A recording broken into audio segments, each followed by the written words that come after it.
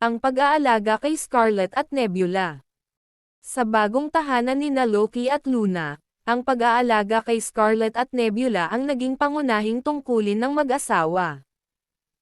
Sa bawat araw, mas lalo pang lumalaki at lumalakas sila Scarlet at Nebula, na siyang nagdudulot ng kasiyahan at pagmamalaki sa kanilang magulang. Si Loki ay laging nagbibigay ng tuwang pagkakaabalahan nila Scarlet at Nebula, habang si Luna naman ay nagbibigay ng mainit na pagmamahal at pag-aaruga sa kanyang munting mga pusa. Ang pagkakaroon ng masayang pamilya. Sa bawat pagsapit ng gabi, ang tahanan nina Loki at Luna ay napupuno ng kasiyahan at pagmamahal.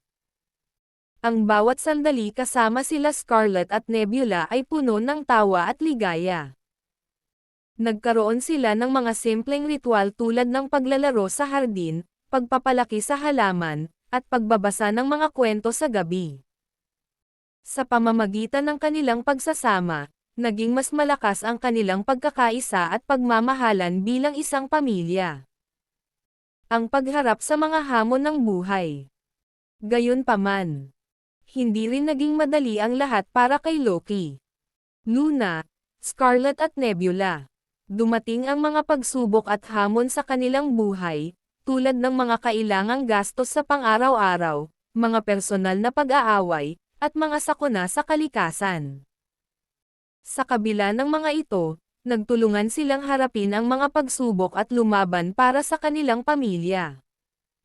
Sa bawat pagsubok na kanilang hinaharap, lalong tumibe ang kanilang pagmamahalan at pagkakaisa.